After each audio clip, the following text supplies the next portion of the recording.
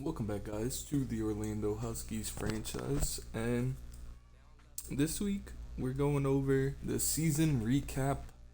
In season 2, we went 3 and 14 this season after an 0 and 17 season last year.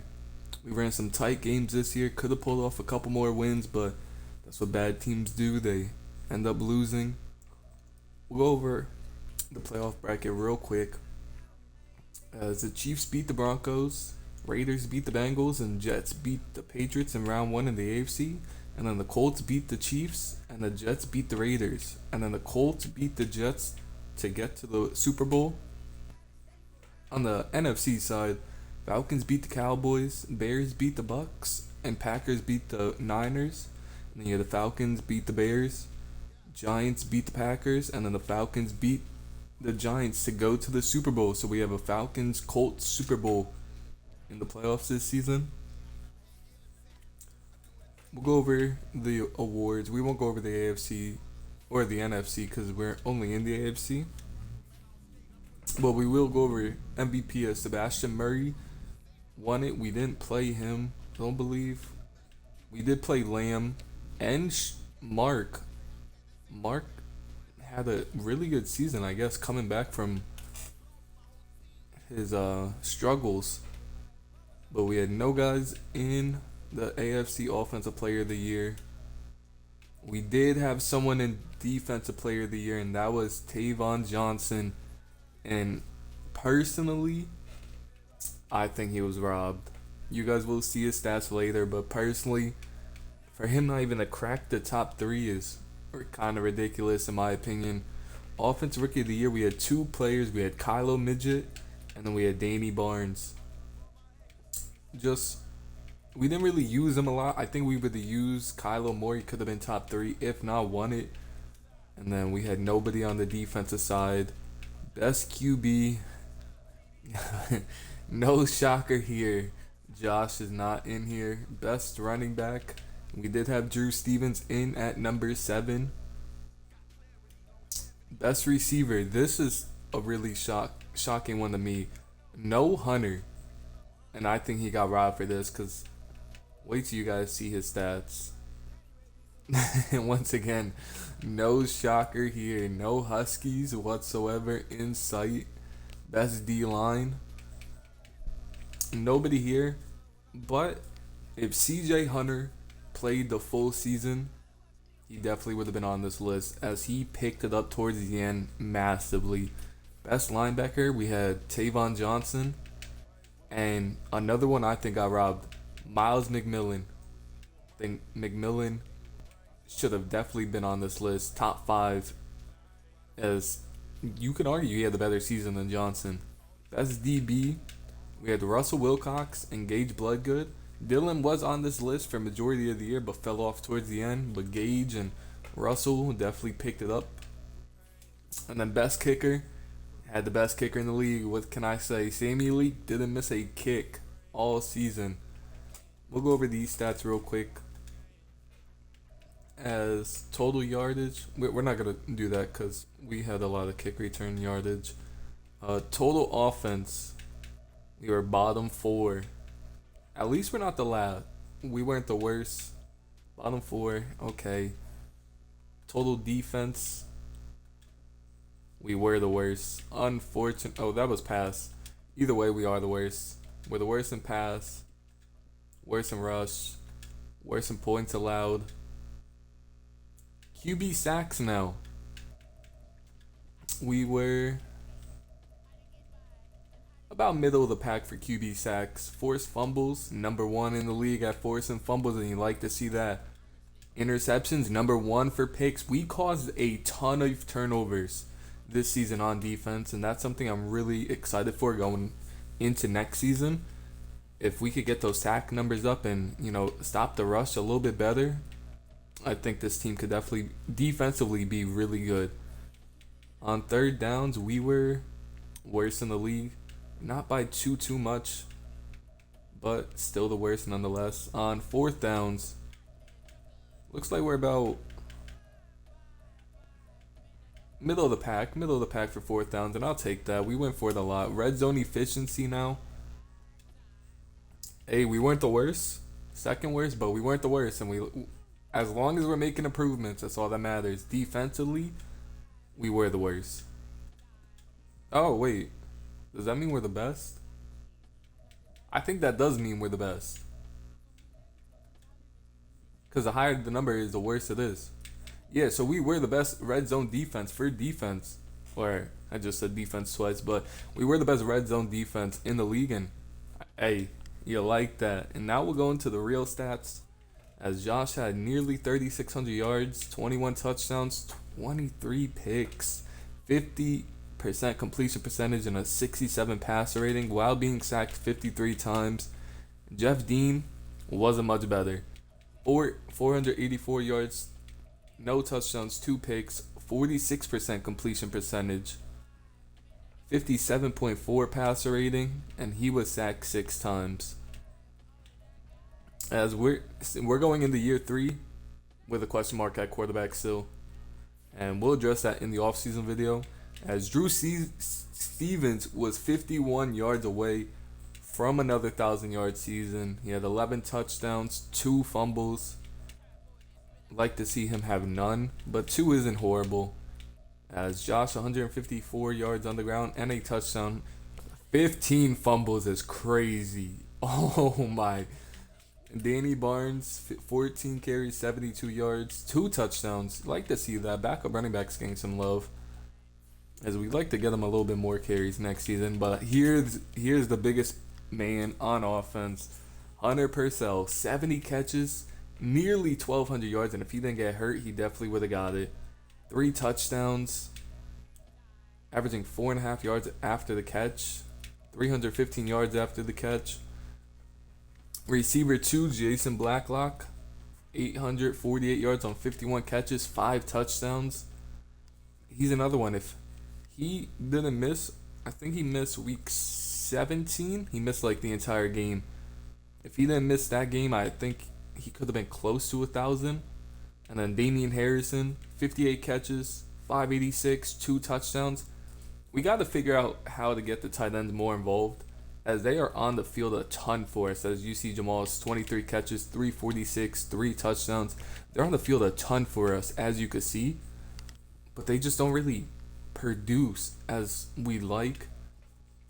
As Kylo had 51 catches, same amount as Jason, surprisingly, for 571 yards and 4 touchdowns. I already went over Jamal's. Drew Stevens, 32 catches, 326 yards, 3 touchdowns. And then Connor, 6 catches, 106, and a touchdown. And this is my fault. I would have liked to see more of Mike Haywood. And, that's just my fault for not getting him and Connor involved more when we needed it down the stretch. And that's my fault. That's coaching. And now we're going to go over sacks, as the right side of this line is brutal. Cordell Simmons, Dennard Kemp allowed 27 sacks. 27 sacks of our 59 sacks, which is insane. And then Corey Foster, 8. And then you get down here, and these guys who played, Carter Foote didn't really play a ton, but like Daniel Fernandez and Claiborne, like they both played 11 games each. Around similar downs played, and they both played really well. And Martin Gomes, 5 sacks, I'll take that. It was really just the guards and the right tackle that really let down the offensive line, and I really wish you could see pressures in this game on the offensive line and the defensive side, so like you could see who's actually getting to the quarterback and who's allowing the most pressures, because like Claiborne and Fernandez could be blocking really well, but then Josh has to roll to his right, and these two are giving up the sacks. And then defensively, this is where we had 2 stud linebackers. Miles McMillan, 130 tackles, 15 tackles for loss, 2 sacks, a pick. We'll go over all that later, but we'll just look at who led the team in tackles. It was McMillan with 130, Johnson 115, Gage 88, Shane 81, Dylan 73, Russell Wilcox 71. Let's see who led the. Miles McMillan led the team in tackles for loss, and Ralph Wiggins second. He missed a lot of time as well. With CJ, who has 10, he missed a lot of time as well. Both of them missed a lot of time getting hurt in the same game. Both missing about 5 weeks, 5.5 weeks, I believe, because they went down early in that game. So around 5.5 weeks each. And they both came back. Well, Wiggins was okay when he came back. He really started off hot, but CJ really picked it up towards the end. Johnson 11 tackles for loss, and you have Grimes and Willie 9 and 8 for them. Carrington 7, and then you have Caden with 24 tackles, 3 tackles for loss. Justin Martinez on limited time. He was also hurt, but he also played well towards the end. As we'll look at sacks, as Grimes was a great addition for this defensive line. 7 sacks for us, and that's why we extended him. Wiggins with 5, Willie with 5, and that's why we extended Willie as well. We just like what they both could bring to this defensive line. And 4 for Johnson on some of those blitzes. 3.5 for CJ and Carrington. 2 for McMillan. 1 for Wilcox. 1 for Caden. 1 for Justin. That's going to do it for all the sacks. And now we're going to go into picks. 3 for Wilcox. 3 for Gage. 3 for Dylan. 3 for Bryce and Connor. I like that. That's perfect. Johnson with 2. McMillan with 1. Caden with 1. Justin Martinez with 1. Shane, he's got to get better in coverage this offseason. That's really what we're going to be working on him with in the offseason is coverage.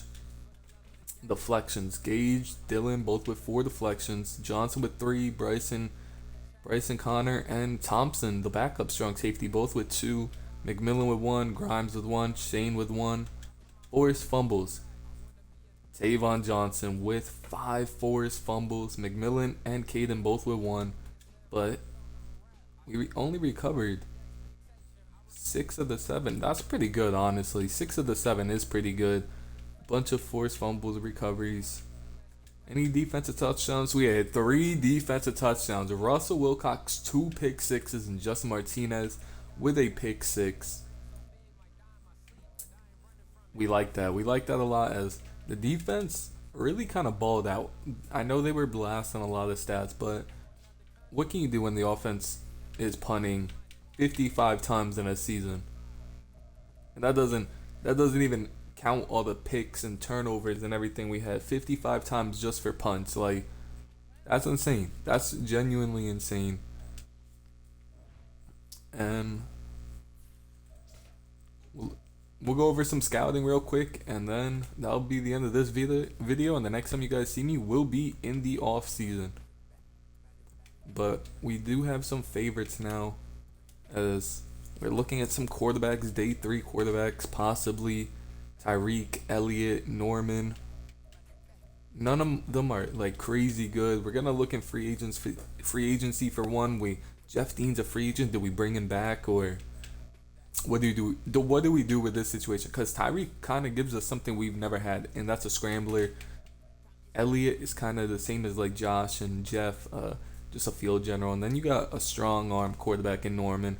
We haven't had that. Don't believe we have any running backs, no receivers. We have looked at some offensive line. The left guards are bad. I'll just show you all of them. The left guards are bad. Like, they're all projected on undrafted free agents. So, doing our best that we can with scouting for those positions, but same with centers. Centers aren't too crazy, but we also did just draft a center in Decker, and we could bring back Gomes. So center isn't too big of a need, but just in case, 7th round pick, one of these guys are there, might as well take him. Right guard is a position that we're going to be focusing on a lot. And we have Beckett here and Webster. And, personally, I like Beckett better. But we got to wait for fully scouted players and then the combine stats and everything like that. And then we're not scouting a right tackle because we do have Jonathan Jones that we drafted last year. So we're excited for him. we went after a speed rusher just in case, like there's been some rumors flying around. Wiggins might be traded. Wiggins might be traded. Who knows? Rumors been flying. He's on the trade block. You never know. We have looked at some corners as well. You know, Bryson Connor, he played solid, but this is always a position you can never have too many players at. And this is definitely one we're waiting for the combine to see how fast they are, see how strong they are, everything like that. And we could definitely use a slot corner like Walker. Personally, I would never take a slot corner in the first round, but and Stanton 6'3", we like that. We just have to see how fast these two guys are. We like both of those, and we've also been looking at some free safeties. I know Wilcox's stats were pretty good, but a lot of the time he was a liability. And B zone for Jackson, A possibly zone for James Williams. This is things that we like. We also kind of looked at strong safety a little bit. Javon Young, B's all around, 6'1", 212. That's stats are looking pretty good, and we're gonna look at his combine. But yeah, we got some solid prospects up here. Nothing too crazy. But we're going to continue to scout, continue to look for players in free agency and the draft to try and make this team better. And if you guys have any suggestions, leave them down in the comments. And we'll go from there. But I'll see you guys in the off-season video. Peace.